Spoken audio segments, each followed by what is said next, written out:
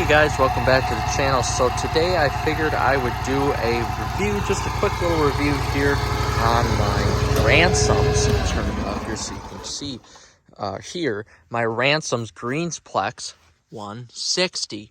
So this has been my backup greens mower here for about the last 2 to 3 years.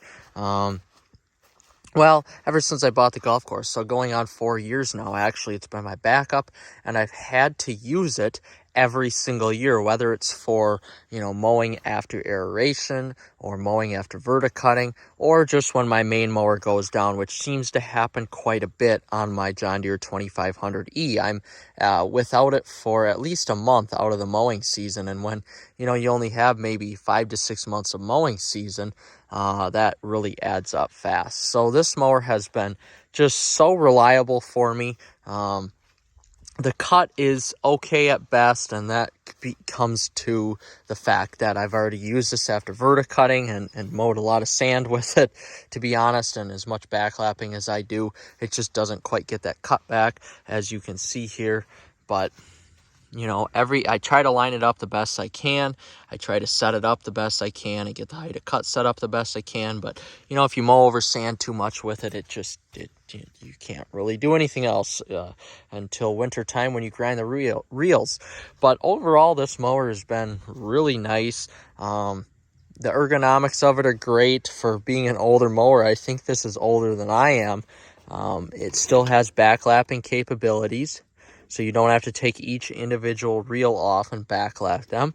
You've got your backlapping capabilities right here.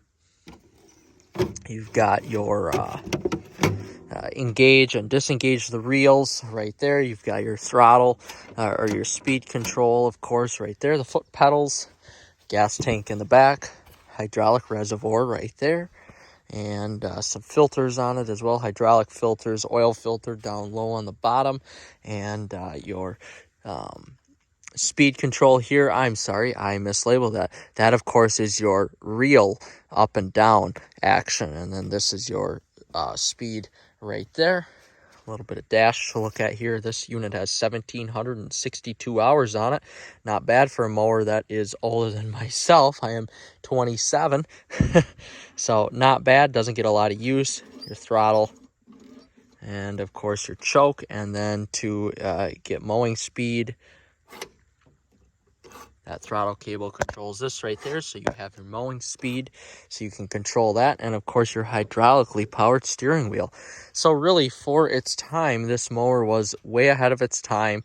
The technology was great. It was powered by a Briggs & Stratton Vanguard engine, as you can slightly see right there. It is a Vanguard. I believe it's an 11 horsepower engine. These Vanguard engines are just bulletproof. I mean, if you want a great gas engine in any year of a mower, you get a Briggs & Stratton Vanguard. They are just second to none.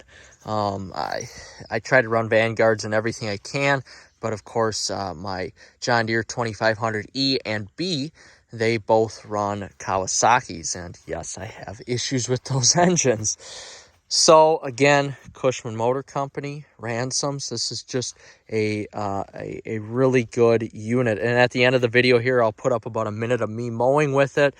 And, while the cut isn't as good as a 2500E, it's still, it gets the job done. As soon as I roll, then these greens are perfect again. And to be quite honest with you, while you can really see the lines here with the iPhone especially, after about an hour, this goes away, and then the cut is very even and looks very good again.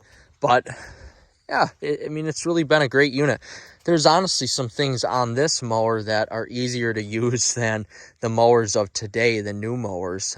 I know, especially on my 2500B, that backlapping process can be a little bit more difficult than this here, for sure. And then working on the engine and stuff and starter, everything like that is actually fairly simple. You can get to everything. You can push the gas tank up here, which I won't do right now because it's plump full. And you can get to everything where you need to be fairly easily, unlike the newer mowers of today where you just can't quite get that. But overall, there's really only a few negatives here. To get to this reel right here, sometimes if you can't fit it underneath the side, you have to jack up the back a little bit to get to that unit. Otherwise, really, it's a great unit, easy to work on. The reels are nice. When these reels at the beginning of the year are sharpened and ready to go, it cuts just as good as a newer unit does. The only negative about this here, these rollers tend to cut in a little bit more. The hydraulics drop it a little too fast, so I'm trying to look at an example on this green here. But when you're making your lines, sometimes it'll dig into the green a little bit too much when you go to drop it. Otherwise, for the most part, it's pretty fine, and that just has to do with the age of the reels, or the rollers on there. I mean, doesn't get used, like I said, it doesn't get used a lot. It probably gets used for a total of a month during the whole season, so it really doesn't get used a lot.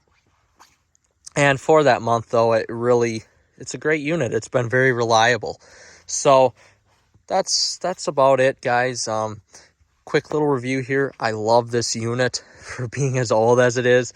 It's better than the newer ones. I think, well, the cutting isn't as good as the newer ones by far. It's all reliable and it gets the job done. So, all right, guys, enjoy this next part. It's a minute of me mowing greens. We'll see you in the next episode.